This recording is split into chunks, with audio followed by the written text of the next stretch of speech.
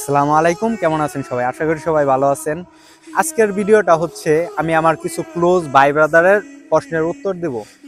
অনেকে আমাকে প্রশ্ন করে যে তোমার নেতা বা তোর নেতার কি যোগ্যতা আছে, উনি দেশ পরিচালনা কিভাবে করবে, উনি কি পূর্ব কোনো অভিজ্ঞতা আছে কিনা ওনার দেশ পরিচালনা করার, বা ওনার বংশের মধ্যে কেউ রাজনীতি করেছে কিনা, এই যোগ্যতাটা আছে কিনা।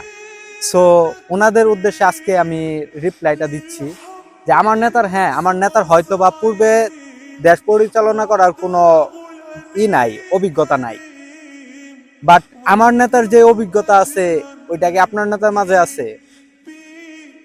আপনি যদি পারেন এক কাজ করেন, গোটা বিশ্বের সব মুসলমানদেরকে এনে একত্র করে জামাত করেন, ওইখানে আমার নেতা দাঁড়িয়ে বুক ফুলিয়ে আলহামদুলিল্লাহ নামাজ আদায় করে দিতে পারবে।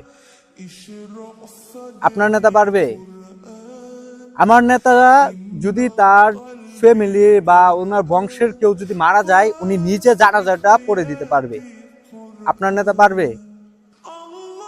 সো ভাই, এই মনে করেন যে যোগ্যতা নিয়ে কথা বললেন না, যোগ্যতার দিক দিয়ে যদি কথা বলেন তাহলে এখনো অনেক দূর, ধারে কাছেও আসতে এখনো অনেক দূর, কোনো দিক দিয়ে আমার নেতার আশেপাশে নাই। সো যোগ্যতা নিয়ে কথা বললেন না। আজকে আর কথা বাড়াইলাম না। আল্লাহ হাফেজ।